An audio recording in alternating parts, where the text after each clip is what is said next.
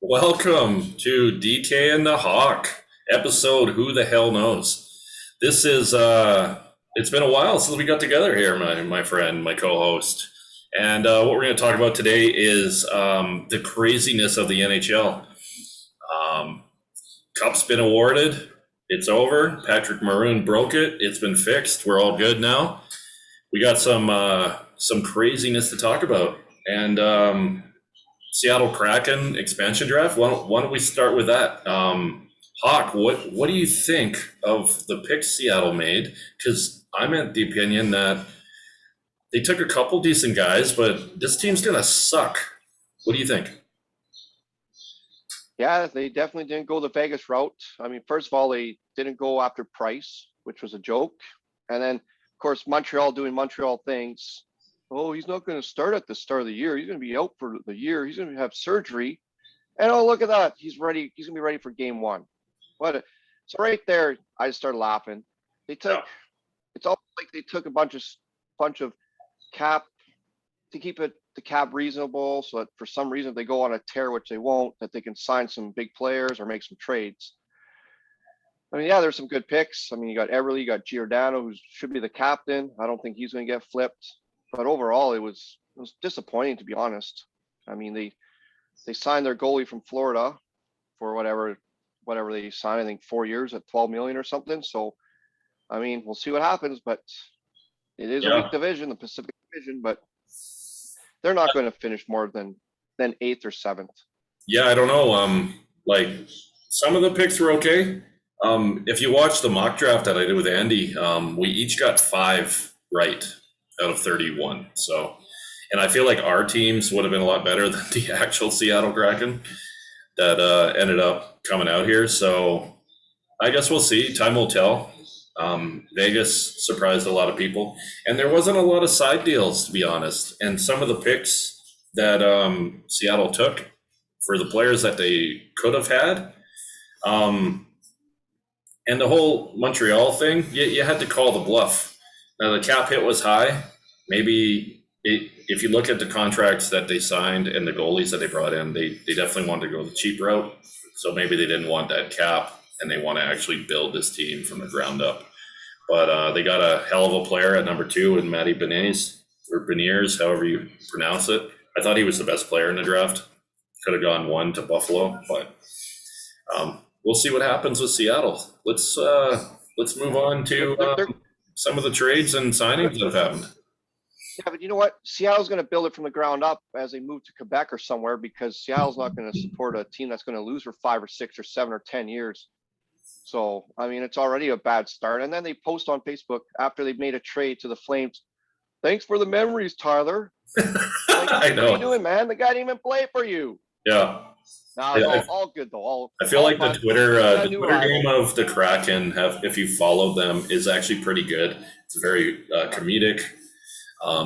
Obviously, that was a little shot. Just, hey, we picked you so we could trade you. It's probably going to be a few more players like that. They do have their veterans. They got some young guys too. So we'll see what happens. I feel like Seattle is going to have a market for hockey regardless, even if they don't do too well. But we'll see. And then they'll probably flip some of these guys. And this Seattle-Vancouver is going to start. I believe it's the regular season going to be an opener, and that's going to be a rivalry instantly. So it will be when Vancouver blows the doors off of them. And Pettersson scored 6 or 7 goals in the first game. Well, we'll see. We'll see if Pettersson's even signed by then. So, well, he'll be ready to rock, man. Ready to rock. All good. Okay, let's start with some trades, man. Now, I'm not going to go through every single trade because we'll be here all day. But there's been some pretty significant moves. Let's start off. The first trade that got the ball rolling here was Arvidsson. Out of Nashville to the LA Kings. I love this pickup by the Kings. I think the Kings are they're pushing to get out of this rebuild and compete for a playoff spot next year. I like Victor Arvidsson as a top 6 winger, and they only gave up a second and a third, so not too bad. Nashville wasn't going to be able to protect him anyways, so I think LA swooped in, got a good player here. What's your take on the trade? Well, first of all, no California teams making the playoffs this year. They're all terrible. I mean, Seattle might be the best out of the four that's on that West Coast, down parallel to 49. It's a good trade for LA. Yeah, they're going to get out of that rebuild, but if you get out of that rebuild too quick and you haven't fully rebuilt, it's going to be a long rebuild. Yeah. So we'll see what happens. But I mean, they jumped in on this expansion draft with all these players that, like teams had to trade to get something for them, right? When Vegas was doing the draft, you didn't see a lot of that stuff because they didn't know how Vegas was going to draft, right? So a lot of teams were ready for Seattle. Yeah. And I think, and right there was a start with that one. There's a few other trades that also happened that Vegas definitely had the advantage because the way the protection rules changed for Vegas was way different than the other expansion teams. And a lot of teams didn't really know what was going to happen.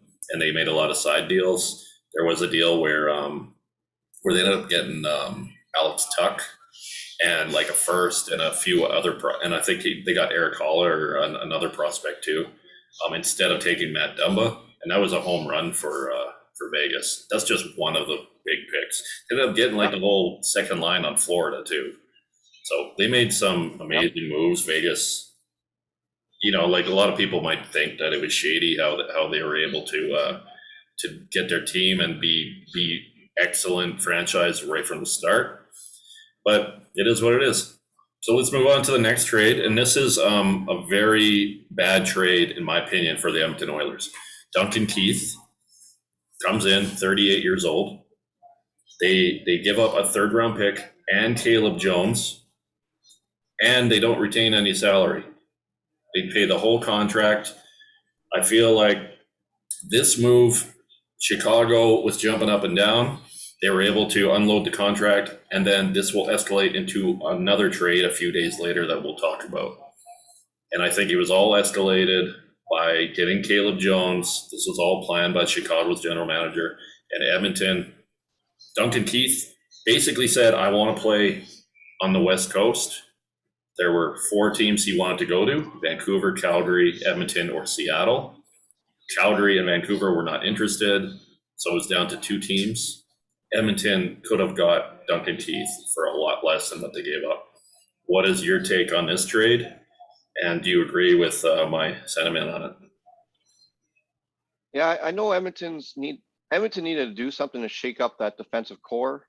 They looked terrible in the playoffs. I mean, they had as many playoff wins as Calgary and Vancouver combined. So they had to do something. It was a bad they gave up too much. I mean, if they would have traded a 5th round pick for him, that would have been fine. But they traded a 3rd and Caleb Jones and taking on all that salary. I mean, it's going to bite him, I think, especially. I mean, he'll help out the defensive core. There's a lot of young guys. He's a proven winner, right? Maybe they'll look at the way maybe he trains or does stuff differently and they can follow him. But I mean, he could have gone for a lot less. And then the fans were calling out Holland, and then he was defending it and getting all mad and not answering questions. Yeah. So he said it's a hockey move. We're out here to win this year. Well, if you're out here to win this year, there's a lot more players out there that you could have picked than Duncan Keith. But we'll see what happens, right? I mean, if the guy can still skate. Again, the Pacific Division is a weak division this year. Yeah. Right. I think agree. Right away you can eliminate 4 teams, the 3 California teams and the Kraken. So you got Vegas, Edmonton, Calgary, and Vancouver.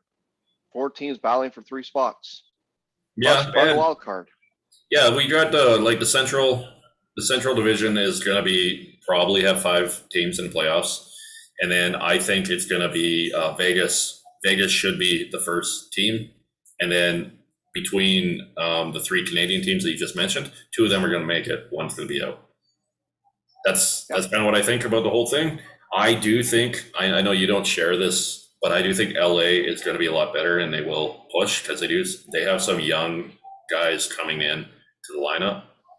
And I do think LA will be better than what you think, but we'll see how that plays out. Yeah. But the whole thing with Caleb Jones is Edmonton wasn't going to protect him, so they just decided, okay, we'll include this guy in the trade. And I'm not sure why they didn't want to protect him. I think this guy's a good prospect, and then we'll see what happens here with this one. So I'll just go through some of the lesser trades like Ryan Graves going from Colorado to New Jersey. That's a good pickup for New Jersey. Colorado couldn't protect them. They're having some protection issues. So that's just like we don't have to spend too much time on this one, but Ryan Graves, decent top four defenseman, in my opinion. New Jersey picks him up for prospect in a second. What do you think of that one? Yep. Yeah, no, Devils are looking good. They're building up their back end there, right? So it was a good pickup on the Devils' part, and Colorado got something for them. So it's good all around trade for both teams, right? So I mean, Colorado's still loaded. Yep. So oh yeah, Colorado's been. They gotta get over that playoff hump. They're having that issue getting past the second round. So yes, they are. We'll see what happens here. On a lesser move, Nick Leddy leaves the Islanders to go to the Red Wings. One of the more funny trades is Pittsburgh. Pittsburgh trades Jared McCann to Toronto, and Toronto doesn't protect him, and then Seattle takes him. Yeah, so they basically gave up a prospect and a seventh for nothing. Yeah, but they also were good. They didn't protect Kerfoot, and I think there's a couple others, so they knew they'd lose one of those two players. Yeah, I'm not sure why they would make that deal before the expansion draft. Yeah, maybe they could have maybe tried to, because they basically gave away a prospect and a seventh for nothing. Yeah, that's Toronto though. Yep, that's Toronto. And we have a crazy 3-team trade here that I thought was very well done. Philly picks up Ryan Ellis. They send Nolan Patrick and Philip Myers to Nashville, and then Nashville flips Nolan Patrick to Vegas, and Vegas sends Cody Glass. So I feel like the big winner on this trade was Philly getting Ryan Ellis. As you could tell, they are actually loading up on defense with some of the other trades we'll announce in a little bit here. But what did you think of the 3-team trade? And who's the initial winner off the start here? Yeah, Ryan Ellis going to Philly, that's huge. Patrick was drafted first overall, or was it first or second? He went second to Philly after Nico Hischier. Yes. In Pedersen. So he went second. Glass went after Pedersen, I believe. Yeah, he was in the 7 or 8 spot, I believe. So they pretty much essentially what they did was they just swapped draft picks. Yeah. Patrick's playing hurt, and I think he just wasn't fitting with Philly. I think he'll fit in good with Vegas. Yep. Glass, you really haven't heard much since he got drafted. I haven't heard really anything about Glass. So Vegas has actually traded their first 3 first-round picks now. Nick Suzuki, yes. Brunstrom was in the Mark Stone deal, and now Cody Glass. So the Nick Suzuki trade that they made for Max Pacioretty is starting to look pretty decent for Montreal. But that's what's exciting about when you trade a prospect for a current player. I like following that and seeing how it goes and who wins that trade. It's very interesting to me. I think it's. Yeah. So Philly won that trade for now. We'll see what happens. If Vegas wins a cup, then Vegas wins the trade. I think Nolan Patrick didn't get the right opportunity in Philly for where he was drafted. He kind of reminds me a lot of Sam Bennett, where he was a top pick thrown into like a huge hockey market, and maybe wasn't ready for it. So I'm thinking maybe going to Vegas, they do need help at center. That's like the one position that they're lacking. So I think he'll have an opportunity to play top 6 center role for Vegas and see if he can kind of become that elite centerman that Philly was hoping he would become. Yep. So next few trades here. This was interesting for you guys. When I say you guys, I mean the Vancouver Canucks for our co-host, big fan Canucks. Jason Dickinson goes from Dallas to Vancouver. And I feel like this may have been maybe a protection issue for Dallas. And Vancouver ends up getting top nine forward. Yeah, he'll definitely play on the third line. He's a center. He'll be he's kind of like I'd say like a mod. He's grinds, he plays hard. It's helping that bottom six that every team needs if you want to make the playoffs, if you want to go a run on the playoffs. And they were able to take advantage of Dallas having been loaded up on talent, and Dallas again got something for a player they could have lost in the draft. Yep. And Vancouver protected him, and I think you're going to see him. He'll fit right in nicely with some of those guys they have down there on that bottom six. Yeah. So I like the trade for Canucks. They didn't have to give up too much, a mid-round pick, and they get someone who's established that can come in and play a good role. Considering the guys that they end up giving up in a trade we'll talk about later, as we're kind of going in order here, and how he'll kind of fit in. The next trade I want to discuss is something that I think they may address in the new CBA when you have Andrew Ladd and his massive cap hit, 2 seconds, and a third round pick going to Arizona for no return. Basically, they're buying his cap hit for draft picks. So what do you think about this, as Arizona is becoming the team that you just send your salary cap casualties to? Well, hey, if you're allowed to be 18 million over the cap in the playoffs and pull that shenanigans, why not take advantage of it? I think Bettman's starting to lose his mind there. Yeah. I mean, so why not take advantage of whatever you can? I mean, Bettman hasn't said a word about that because it was an American team. If it was a Canadian team, he would have been all over it. I guarantee you that much.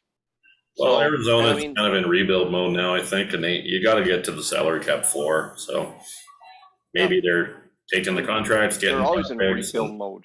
Yeah, they were a decent playoff team in the bubble last year. I didn't follow them too much, so we'll see what happens with them. But kind of a shady trade, to be honest. There was a few by Arizona that they brought in Goss's Bear from Philly. Philly basically got nothing back. It's just another salary dump. So there's been a few. Cheers, brother. Carolina sends goaltender Nedeljkovic to Detroit in a surprising trade, and then Detroit instantly signs him to a 2-year, $3 million contract. This kid had like a .940 save percentage and a under 2 goals against.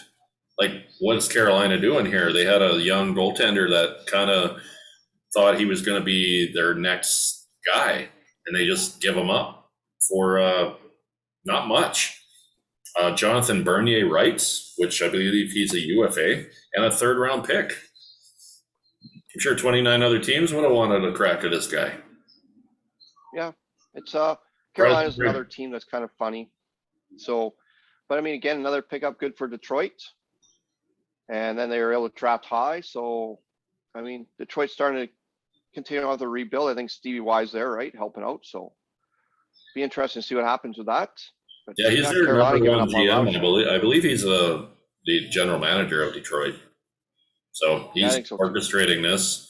He's making some good moves, I think. He's building that team kind of like how he built Tampa with defense and goaltending, as he picked Kosa in the first round, goaltender, and he also got a defenseman at 6 overall. I have to look and see who it actually was. I'm spacing on the name on the pick that Detroit made. Next trade, Calgary Flames add some depth. Tyler Pitlick from Seattle, as he was picked from Arizona and then sent over to Calgary in a trade. He'll probably play in the third or fourth line. He has 2 years left at $1.7 million. It's not a bad contract. So I was actually pretty thrilled with this trade, as Flames are going to lose some bottom 6 guys to free agency. So what do you think of that one? Yep. Yeah, no, it was a good move. I mean, thanks for the memories, Tyler. You had a stellar career in Seattle. Yep. But it was time for you to move on. When he And goes you're to off the to Hall of Calgary. Fame, he's got to go in as a Kraken. Yeah. Yeah. So. First trade in the history of the Kraken. So I think Pitlick played for Edmonton, and I always liked him as a player. Yeah, he was drafted by the And he Oilers, played and his- then he ended up on Arizona, and I think he was on Philadelphia for a little while too, and he's been I around. think he came from Medicine Hat. He's a role. Drafted He's a out of role Double. player. He can penalty kill. He can probably pitch in some goals, big hits. Kind of a guy that you need in your bottom six. So I was pretty happy with the trade. Didn't have to give up too much. I believe it was a 4th round pick next year, so not too bad. I think so. The second big D-man added by the Philadelphia Flyers here, we got Robert Hagg, a 1st and a 2nd, going to Buffalo for Rasmus Ristolainen. So now they got Ristolainen and Ryan Ellis brought in through trades. I like this deal for Philly. Now they do give up a first round. They do give up the selection 14th overall in the draft that just went down. So it's kind of a high price, and I think Ristolainen is on I think he has 1 year left, so they'd have to re-sign him. But pretty good deal. I think Philly's kind of maybe going for it this year. Some of the deals. Yeah, Philly's loading up. Right. It's times when we have to look at your division. You have to load up. I mean, Pittsburgh can't get out of their own way in the playoffs. The Rangers are up and coming. And then you got Jersey up and coming. You got the Islanders, who are going to be a team that you don't want to mess with. You got the Capitals. Their window's kind of closing now. So if you see a crack, you got to go for it. You can't stand pat and watch what happens fly by. And the next thing you know, your team's old and you have to rebuild. Yeah, Pittsburgh's interesting to me. Not even be around then. I feel like Pittsburgh, the last few years, they've been retooling, trying to maybe get another championship to Sid and Malkin and the core there. I'd like to see what happens with Malkin, because I think Sid will be a lifetime Penguin just for what he's done in the community and the Cups and everything. I don't see them ever trading him away. But see what happens with Malkin and maybe Chris Letang. But I could see a couple of them players being traded here. If it doesn't go well this year in Pittsburgh, and Brian Burke's there, I could see Malkin gone, Letang gone. Yeah, with Murray, there, you never know. You could trade Crosby to Montreal or Toronto or something like that. I'm sure Montreal would love to have. Or you could. He's a lifetime Habs fan when he was a kid, so you could trade him to Arizona for nothing. There you go. I'm sure that would help their rebuild. All right. We'll skip some of the other little trades. Let's get into the big one that went down before the draft. Vancouver trades. Like, he's getting on the edge of his seat. He's so excited. All right. Right. Now, how you convinced Arizona to do this, I don't know. Okay, so you got Antoine Roussel, Jay Beagle, Louis Eriksson, I think they all had 1 year left on their stupid cap hits, which were Louis Eriksson was atrocious. Beagle and Roussel were they were okay, bottom 6 forwards, but they made too much money. So 9th overall, a 2nd round pick next year, and a 7th in 2023, and then you get Oliver Ekman-Larsson, top 2 defenseman. Cap hit's a little high, but that's okay. And then you get Connor Garland too. This is a really good trade for Vancouver. Initially, when I heard it, I thought it was a little high for them to have to give up a 9th overall. But to get those other contracts off the salary cap is probably the reason they had to trade that. What is your thinking of the trade? Does this make your team a lot better than it was? And are you going to miss out on that top 10 pick that you had? Well, first of all, top 10 pick that they were going for, they got all drafted high. They're already gone by the time that 9th would have came around for Vancouver. So with the weak Pacific Division again, the window's open. I mean, before they have to make big, huge contracts to Pettersson and Hughes, you picked up a guy who's 30 years old.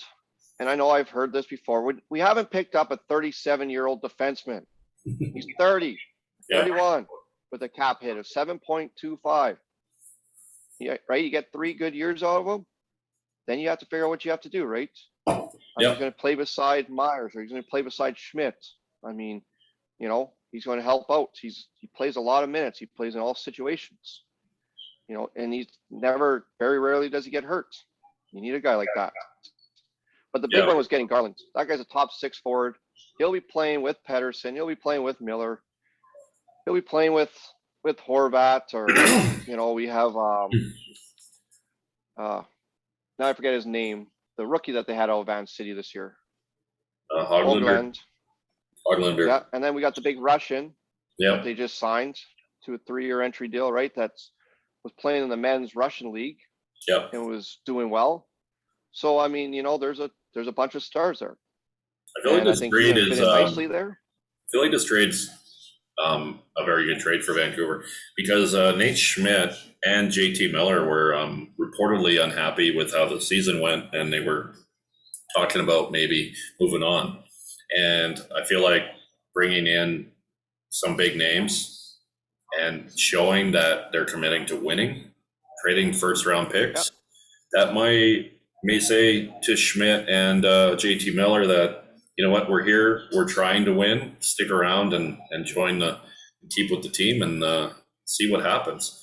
I agree with you with the division. I feel like it's up for grabs. Vegas does look like the top team in the division, like they have been. And then you got the three Canadian teams kind of battling. I feel like Edmonton may take a step back than they did last year, and I feel like Calgary and Vancouver have both gotten better. So we'll see how it plays out. Yeah, you never know, right? Injuries take a big deal, and Vancouver got hit by COVID, and they had the toughest schedule to start last year in the pandemic season. So exactly. I mean, so things are back to normal, and here and practice. See what happens. Another huge trade that went down same night. After Vancouver's was announced, all the TSN guys were talking about it, and then all of a sudden this juggernaut trade went down. Seth Jones from Columbus to Chicago for Adam Boqvist, 2 firsts and a second, and then Chicago ends up getting the last pick in the first as part of the trade that they actually is owned by Tampa Bay. So I feel like this whole thing was orchestrated in the Edmonton Duncan Keith trade. You get Caleb Jones, who's brothers with Seth, and then they got the cap space. And then they, as soon as the trade goes down, they sign Seth Jones to an 8-year extension, $9.5 million. Huge trade and re-sign. Chicago got a lot better. Columbus gets Chicago's first-round pick next year, so we'll see how Chicago does, as a lot of people thought Chicago might be going into a little rebuild, but sounds like they're going for it with their current core and adding Seth Jones. I love this trade for the Blackhawks, and Columbus gets a fair bit of stuff back because he wasn't going to resign there next year. So great deal for both teams, to be honest. And what's your think on this one? Yeah, I guess it all depends on what Chicago's forwards do, right? I mean, is Jonathan Toews going to be back this year? Patrick Kane's still a star out there. Yeah. They got that Darb kid, so they're looking good. Kirby Doc and Rincat. They got some young guys coming up too that are superstars. So they're still got to go up against some of the big boys like Colorado, like Dallas. But I mean, they're going to be in the mix for the playoffs. Yep. And it's going to be an interesting battle, I think. I mean, they got to go up against Winnipeg as well. So St. Louis, we'll see what happens there. But it was a good pickup. I think the term was fine, 8 years. I think they paid a little too much money for him, but we'll see what happens, right? Yeah, I like Jones. He's I believe he's 27, so that'll take him to his 35-year-old season, which isn't too bad. If he was even just a couple years older, I wouldn't have gone 8. But what are you going to do? You trade for a guy, you want to lock him up, especially with how much you gave him. And then right after this, Columbus kind of recoups top four defenseman by getting Jake Bean from Carolina. I'm not sure what Carolina's doing this offseason as they trade away their goalie, and then now they trade away one of their top defensemen. Who knows if Dougie Hamilton's going to re-sign there or what they're going to do. So Carolina is not having the greatest offseason, in my opinion. What do you think of the Jake Bean acquisition? Yeah, good. It was good for Columbus, bad for Carolina. I don't know what they were a team that I thought was on the verge of actually doing something well. Yeah. They lost to Tampa Bay, and then all of a sudden they start making some weird moves. So I don't know if it's money, must be money issues. That's all I can think of, being a small market. I think the owner there, like, I don't know if they always spend to the cap. Like, they might be a budget team. So we'll see. I think they are. And then another trade here. This is mostly the trade show, we'll call it. We'll trade our crap for your crap. Jacob Voracek goes to Columbus, back to where he was drafted, for Cam Atkinson. Both guys had a lot of term left on high contracts. Cam Atkinson's cap is 5.8. Not as bad as Voracek's is 8.25, I want to say. So I feel like Philly wins this trade too. They save about $3 million. They get a similar player, and I believe he's younger. So I like the trade for Philly. Columbus, I'm not sure what they're doing here with Voracek, if they're hoping that he can regain some offensive skills that he's had in the past, but not a big fan of this trade. We'll see what happens. I like Cameron, and I think be a good top six for. Atkinson is a great player. You know, he'll do well in Philly. He'll fill a role there. And I mean, like you said, Philly's building. Philly's ready for a run. Yeah. Philly wants to win that division. So Philly might not win that division. I think the Islanders are going to win that division. But yeah, we'll see how that goes. So I'd say the big winners on draft day for trades would be Chicago, Philly, and Vancouver. Arizona does all right, getting some picks. Columbus and Carolina, not sure.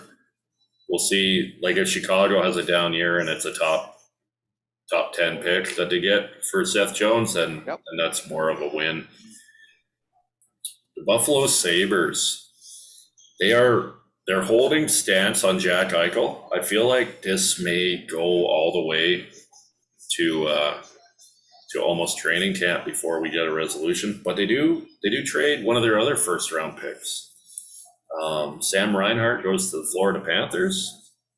Devon Levi, who is a World Junior Canadian goaltender, and a first round pick next year, go to Buffalo. So I feel like this is a good deal for Buffalo. The first for Sam would have been okay, and then you get a goaltending prospect that comes in. What do you think? Yeah, no, it's I don't know what Buffalo's doing. You know, and I mean, if Eichel, I don't know if I consider him I know he's a top player, but I mean, I don't know what Buffalo's holding out for to trade for him, but whatever they think they're going to get, I don't think they are going to get for him. He hasn't impressed me at all since he got drafted. You know, it was a big McDavid versus Eichel battle back then, and to me, I think he's been a bust as far as I'm concerned.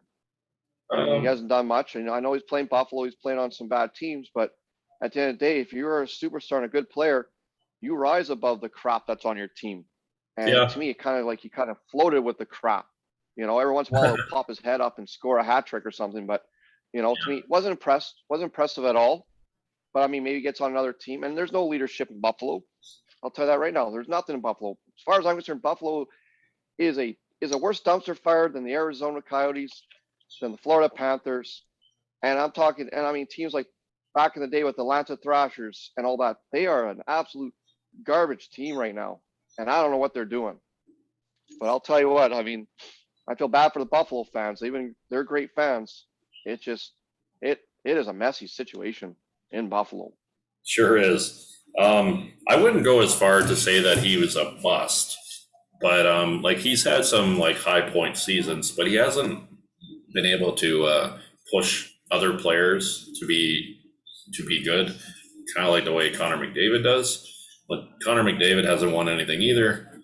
he's gotten to the playoffs a couple times, but they haven't really done much once they get there.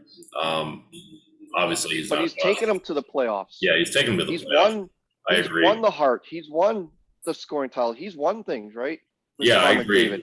You put Connor McDavid with some defense. We've been saying this for years. Edmonton, get yourself defense, and not some old guy that came from Chicago. You need some defense. That's what you need. You get defense. Okay, fine. I like the Mike Smith signing, right? It's a good sign for them. You know, he's still got some gas in the tank. He was their best player in the playoffs last year. Yep. But I mean, you got to help out McDavid, and you got to get the defense going. You got to get guys who can get on the puck from that point that can, you know, he's got the speed, but they don't have the defense that can move the puck as well. They got Nurse, but he's not playing 40, 50, 60 minutes a game. But Connor has won awards. You know, he sent the Oilers into the playoffs there, I think, the year after he got drafted. So where's Buffalo? What has he done Buffalo? Nothing. You don't even hear about him really. Yeah. Out here. You know, and that's the thing. You hear about other players. It's not a huge hockey market, but I feel like Buffalo has to hit this trade out of the park, or it's going to be worse than it already is. Because they've traded Sam Reinhart now. If they trade Jack Eichel, like, can we name a forward on that team that's not Jeff Skinner? And we can name Jeff Skinner because of his hilarious cap hit for what he brings. So send him to Arizona. They'll take him. Honestly, I think you could probably get some prospects and a couple high picks for Eichel, but they're holding out as a total flip as first round picks, top line players, top prospects, and that's what they want. Eichel wants out. Everyone knows this. I feel like if Buffalo wants to make this trade, it would have been made already. New York, Anaheim, and Calgary and a few other teams have been linked to it. So we'll see what happens. I think he's eventually going to be a Ranger, and maybe a couple of their top prospects in the last few drafts go the other way. You're not going to get value for what you want. So we may be waiting for this trade. He needs to get on a team that's got some veterans, that's got some leadership, that can tell him to, you know, you do this, you got to do this, stay out of the limelight. And I mean, if he goes to Calgary, I don't know if Calgary's got that leadership, right? There's always been that question that they lack. I mean, they had Giordano, right? But I mean, the forwards, I mean, Johnny Hockey, Sean Manahan, I mean, there's issues with them partying too much back a few years ago and stuff like that, right? And they got benched during their dad's trip and stuff like that. So I don't know if he would be a fit in Calgary yet. I don't think they have that. I mean, yeah, you know, I don't know if they have that true. They need a tough hard ass on them. Yeah. And I think the Rangers would be a good one to go to. LA, I could see with Kopitar, with Drew Doughty, guys like that, right? Yeah. So, you know, I mean, and then cap hit is very high. You have to cap hit's too high. So it is what it is. You have to give up Monahan and or Goudreau, right, or somebody, and then you know. And I mean, you want to see the limelight. You're going to Calgary, man. You'll be under the limelight. Yeah. So, yeah, it won't be as bad as like a New York Rangers or Toronto, but still, you're still. And then you're going up against McDavid 8 times a year, right? Then you're going up against McDavid 8 times a year, anyways, or 6 times a year. So there'll be 1 versus 2. I don't like him going to Calgary or any Western Canadian team for that matter, just for that fact, because the comparisons are there. Yeah. I think if he is going to go, he's going to go somewhere down the East Coast, somewhere where they have a strong leadership group. I'm not saying Calgary doesn't, right? I mean, like I said, there was some questions. No, I get it. And with Giordano gone now, you know, I don't know who's going to take over that room, right? Who's going to be that guy?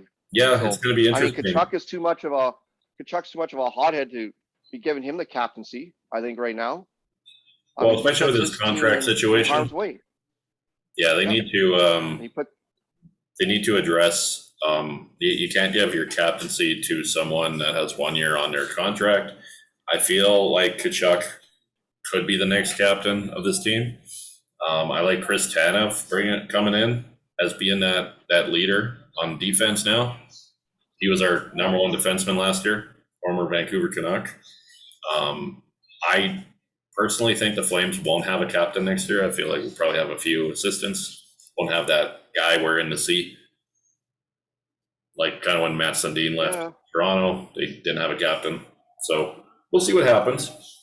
And yeah, so free agency is coming up. There's some big names: Gabriel Landeskog, Dougie Hamilton, to name a few. There's been some reports of teams interested in them. Probably get some good deals on July 28th, which is kind of a weird date for free agency, but it's a weird season. Well, so yeah, where do you think Landeskog ends he up? went late. Could be Seattle, could be I Calgary. really haven't. It could be. I'm surprised that Colorado hasn't retained him. But I He mean, wants the money, right? They just gave Cale McCarr $9 million. nine They nine can't million. pay everybody.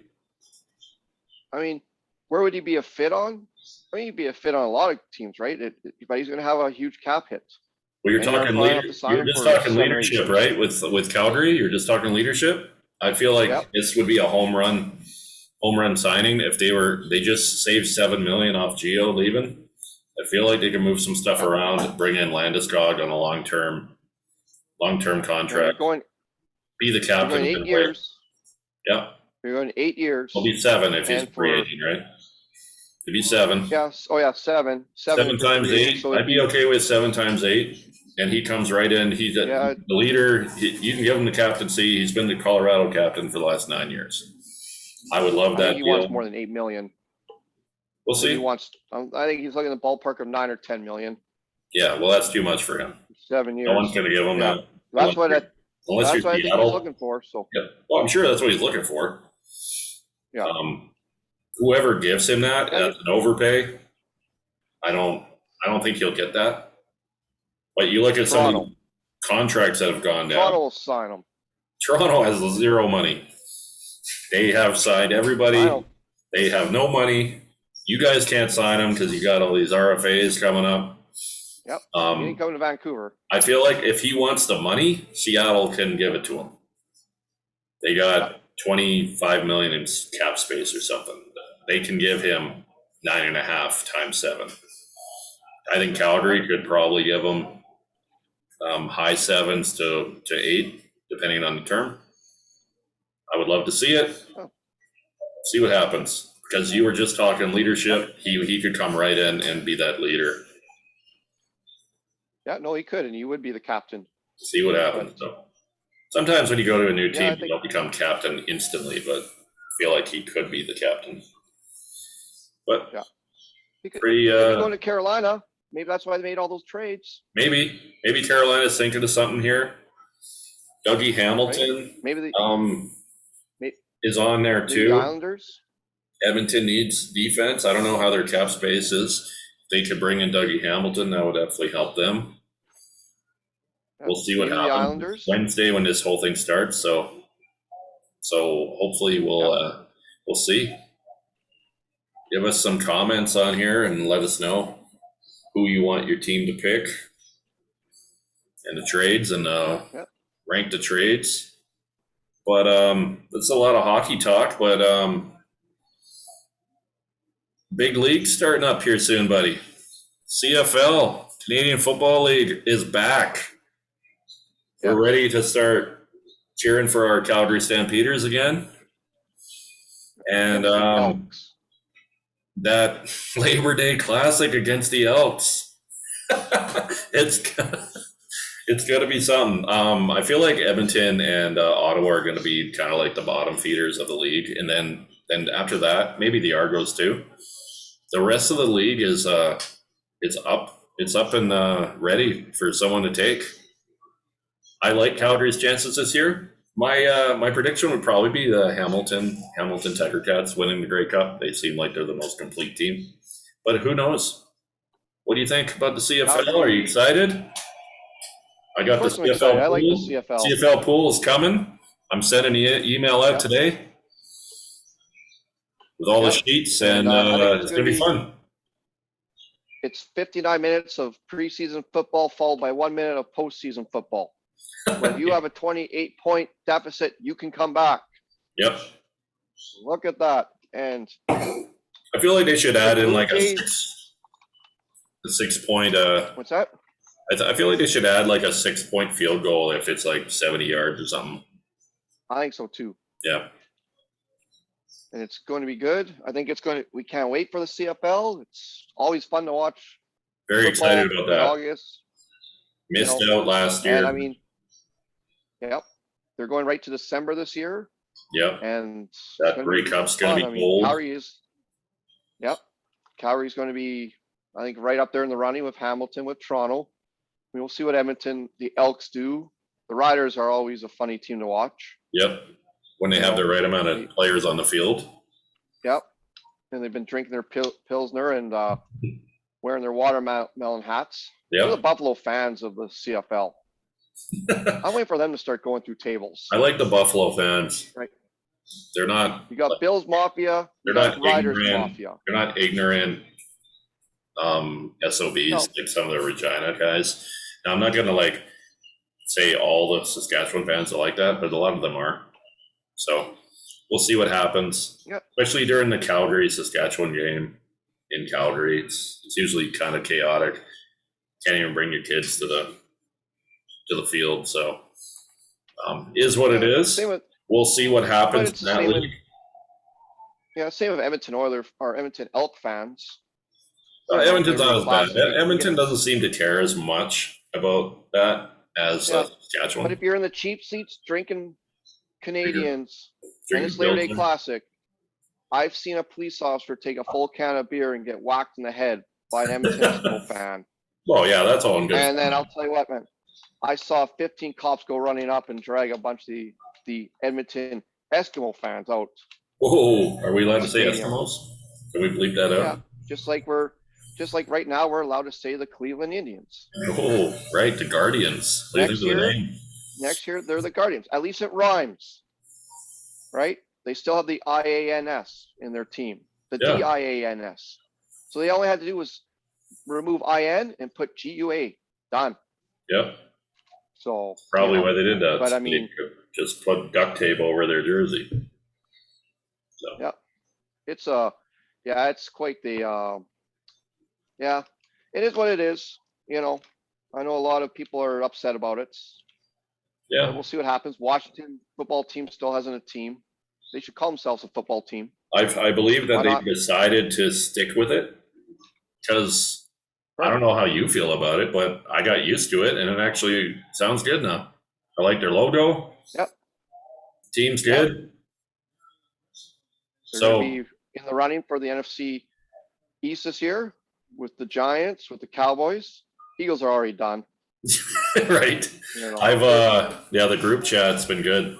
James is knocking them up, but 3 wins I'd be impressed with 3 wins. I've been tagging guys on the Facebook group. We're gonna do divisional podcast, break down the division. We're gonna have a round table. So for NFC East, we still need Eagles rep. We need a Washington rep. I got a Giants rep and a Cowboys rep already for that one. So if you want to be part of this, want to rep your team, tell us why they're going to win the division or how the season's going to go. We still need about half the league needs a rep. So please send me a direct message, or you can comment on these videos or whatever you want to do, because I feel like that'd be fun. And then we'll have each team will be represented by somebody in the group. So we got Seattle and the Saints rep already. We're good on those 2 teams. Yes, all good on those. We're good on a few others, but I mean, even if you are a Seahawks fan or a Saints fan, come comment on it. Right, we're talking lots of football throughout the year. And we got more than one too, like Broncos, Andy and Jason Wright, two of our better friends that have both been on this show, are both Denver Bronco fans. I'm not going to pick one of them. They can both come on. You guys can attack everybody with your Bronco knowledge and what you think is going to happen with Denver. But let's move on to some uncertainty in the NFL. Aaron Rodgers turns down 2-year extension, would have made him the highest paid player. I think he's just tired of Green Bay and he wants a fresh start. Don't think it's money. What do you think's going to happen with this? Is he going to get traded? Is he going to sit out? Is he going to be a Jeopardy host? What are we going to do? I don't. Maybe no Rogers. I don't think he'll sit out. I don't think he'll sit out, but hopefully week 1. I think he will get. Yeah, well, I think he will get traded. I mean, Devontae Adams stopped talking extension contract with the Packers as well. So, I mean, I don't know where he's going to go. I don't know what he's kind of been private about it, right? He said that, it's not about the money. So, I mean, where's he going to go? Maybe Denver? Denver seems like a logical. Now, if I was Rogers, to be honest, I wouldn't want to have to beat Mahomes to get to the playoffs every year. I would maybe call Washington up. Washington football team, division's pretty wide open. You add Aaron Rodgers to Washington, that team's a lock for the division. They got a great defense, some pretty good receivers. To be honest, if I was Aaron Rodgers, that would probably be the team that I would target. There's a few other teams there that aren't set at quarterback, the Saints, but cap space is an issue for them. So that's probably not a viable option. Thomas is out till October. Week 1 already. Yep. They're saying that he's probably going to be out till week 7. The bye week is 6, so it'll be the 5 games without him. And we're already pretty thin at receiver, so it's going to be tough start for the Saints. We'll talk more about that in our NFL preview podcast later in the year. And I think whoever wins the South gets the bye. Yeah. Because the NFC North, you got the Bears, the Packers, the Vikings, they'll beat on each other, right? They'll get wins from the Lions. Yep. You got the NFC West, you got a 4-team race there. Yeah. The NFC East is a dumpster fire. So they end up playing the NFC South. Yep. So I think it's going to whoever wins the NFC South, I think is going to win get that bye. Yeah. Well, I think I think that division is very underrated. I feel like Atlanta got better, and Carolina, they have an opportunity as well. Tampa brought back almost everybody, and the Saints are still a good team. Drew Brees is gone, so we'll see. We'll see what happens. Bucks probably win a division. I'm hoping the Saints can have a good season and maybe compete for a playoff spot. I don't have a lot of hope on that, but we'll see how it plays out. But and the NFC West is going to be a juggernaut, I think. The Rams losing it's going to be a battle. To the Achilles injury hurts them. Seattle got better on offense. Still got Dangerous back there. Arizona loaded up. Got J.J. Watt. Kyler Murray is another year in the system. DeAndre Hopkins. I like Arizona. And San Francisco, they bring in the top 3 pick. And he'll probably won't play the first year, but we'll see how that plays out. It's going to be interesting. Yep. It's going to be a good year for the NFC football for that conference. For sure. So I'd like to see what happens with Aaron Rodgers. I really don't know. Like, I feel like he's standing pat at what he wants. It's not money. Yeah, they offered him to be the highest paid player, and Patrick Mahomes makes a lot of money. So I don't know. It's not money. He wants out. Yeah. He's the cog in everything right now. Yep. Now he might just sit there and go, you know what, I should go back. And then all of a sudden go back, and then everything's good. That's why people are making predictions right now. That's why fantasy leagues are kind of on hold. That's why all this stuff's kind of on hold. It's like, where's Aaron Rodgers going? Yeah. Yep. So, and I mean, it's going to be interesting. If Green Bay loses Aaron Rodgers, they'll get their 2 wins against the Lions. Yeah. I think they'll probably still be like a 7 or 8 win team, but I think they got to go up against the NFC West. The NFC West will run all over the Green Bay Packers. if they don't have Rogers behind center. Yeah. Well, they don't have the greatest defense to begin with, so I would probably give Chicago the division without Rogers. Even if Andy Dalton's starting, I think Justin Fields is probably going to start from the get go here. We'll see how he ends up, but without Rodgers, even the NFC North and the NFC East could both be mediocre division winners. So it'll be interesting. And I'm leaving the Minnesota Vikings out. I don't know what they're going to be. They could always surprise me, but yeah, I think the Bears and Packers are probably the top two right now. Without Rodgers, it definitely changes everything. Yeah. And that's why we're kind of going to have to wait to see what he does. I mean, and this year, if you don't show up and you get fined in the new collective bargaining agreement, the teams cannot forgive that fine. You have to pay that fine. Yep. So like Watson is reporting, and because if he wasn't, he was going to get fined $50,000 a day, and you have to pay that. The team no longer says, it's all good. Right? You will get fined that money. So, in agreement. So another big story in the NFL, offensive coordinator of Jets, Greg Knapp, is involved in a accident on his bicycle, ends up passing away due to his injuries he suffered. So here at DTA and the Hawk, we offer our condolences to his family. That's pretty crazy story. It just makes you think about how important life is, and always say love you to your family when you leave the house, and you never know what can happen. So that was a pretty terrible story for a young coach. Yeah, there's him, and then there's the Columbus Blue Jacket goaltender.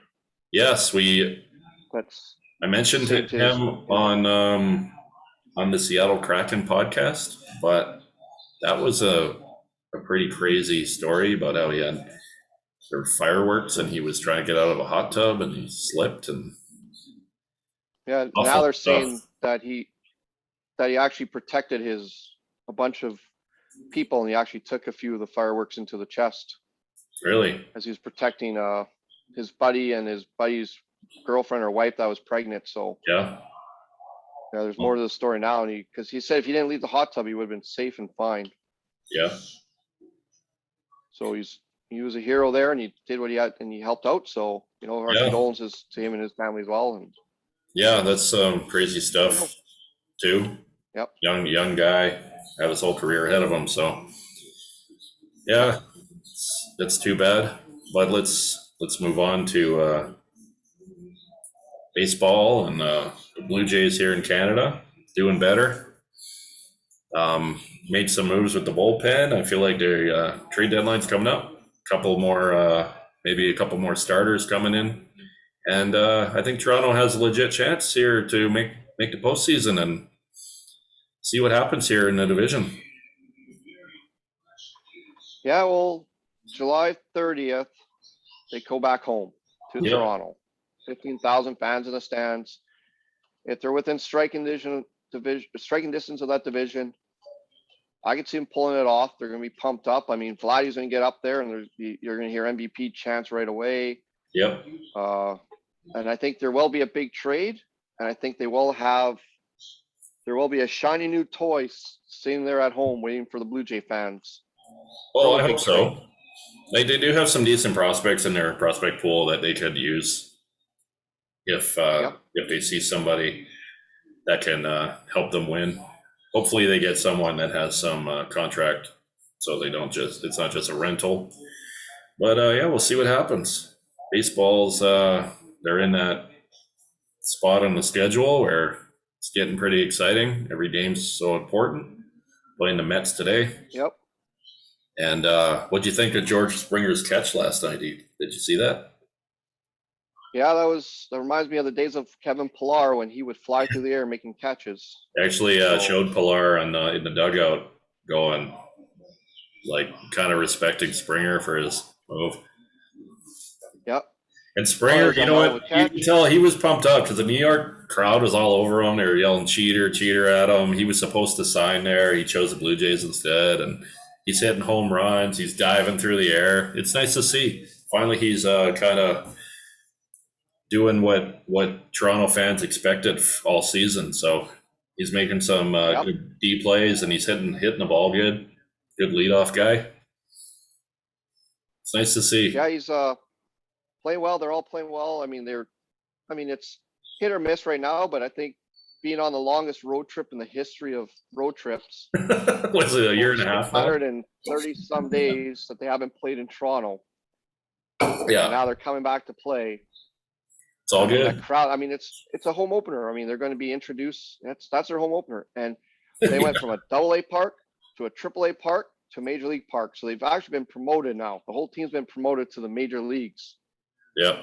Come July 30th, and I'll tell you what, man, Boston Rays, you guys better watch out because this team will be up. This team will be pumped up. The fans are going to get them pumped up. Yep. And it's going to be a different story come the 30th. Yes, sir. And once they make a trade here, I think they will make a trade. They might get a starter. They need some relief help still. They need a guy on the back end to close out games. But I do think they will get a bat too. Another big bat.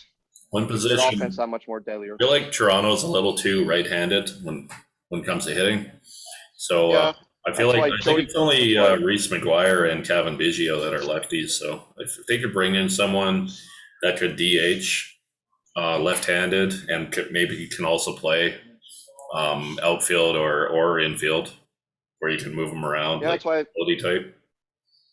I'm thinking Joey Gallo from Texas, left-handed power bat, plays the outfield. You'll have to give up Gurriel Jr., Lourdes there, and some prospects. I think that would work out great for them. Chris Bryant's another one who can play third base. I think that'd be a huge upgrade. And then Biggio can play everywhere else that he needs to play. Yeah. And, those are two picks. Rodriguez, the closer for Pittsburgh, possibly. Kimball, the closer from Chicago, possibly. So there are some players out there. I think they'll get one of those four anyways. Yeah. And then roll the dice with what you have. I mean, they have to do something. Yep. So get that team up and ready to go and get loaded up for the home game that's coming up. Yeah, July 30th. I feel like that might be one of the most watched games in Blue Jay Canadian history. Be exciting. 15,000 is going to sound like 50. Kind of like when the Montreal Canadiens were when they played their first home game in the playoffs there with 2,500. So it should be good, and I'm looking forward to seeing how it goes. And why don't we end this show with everyone's favorite segment, the Epic Hawk Rant. The Montreal Canadiens, who made it through the playoffs to the Stanley Cup final, think they're a bunch of heroes by pretty much telling the Seattle Kraken that Carey Price isn't playing game one, that he'll be out for the season. They've got all these major surgeries, goes for surgeries, release it like pretty much the next day that, he'll be back ready for game one of the regular season. I mean, to me, just disgusting. And then they go and they draft the kid out of with their pick, who said he didn't want to be in the draft this year, who was charged with sending a photo of a young lady and without her consent, and she's on record saying he hasn't apologized. So there's strike two against him. And now you got the Montreal Canadiens with their Carey Price situation. You got the Montreal Canadiens with their picking the guy up. Then you have being released Shea Weber, who played in the Stanley Cup Finals, saying that he's probably done for the year. He might be done for his career, so they don't have to put that on the salary cap anymore. They don't have to pay some of that money back for circumventing the cap, right? I mean, it's just one thing after another, and it's like, you know what, man, you're playing in a conference with the Boston Bruins, with the Toronto Maple Leafs, with the Carolina, with Tampa Bay, with Florida. Man, you're not going to make the playoffs next year, as far as I'm concerned. And you know what? As far as I'm concerned, you guys can go take your little Stanley Cup final thing and be all happy with it. Raise a little banner, whatever banner you're going, we come, the fourth seed out, whatever conferences it was, because you ain't making the playoffs. And it just goes to show you the disrespect and disregard that Montreal Canadiens have for the league, for everybody else. And you know what? I'm done with it. I don't want to see them on my TV. I'll watch them when Vancouver blows the doors off them, when Edmonton blows the doors off them, and when Calgary blows the doors off them. At least they don't have to sit there and play at 5 o'clock like the Toronto Maple Leafs, because all their old farts are all have to go to bed by 7 o'clock at night, right? Oh, curfew time, man. Got to go to bed. So we got to play the Maple Leafs on at 4 o'clock in Vancouver on a Saturday. Come on now. Same event. Oh, we're going to Edmonton. Got to start up. Why don't you just start at noon so the old guys can go get their pills, watch the game, then go have their supper at 3 o'clock, and then be out, be sleeping by 7. You're good to go, right? I'm done with the Toronto Maple Leafs, done with the Montreal Canadiens, done with the Eastern Conference. The Stanley Cup's coming to Canada this year, and it's going to be in the West. I'm out. And you want to know something, man? That's how you rap.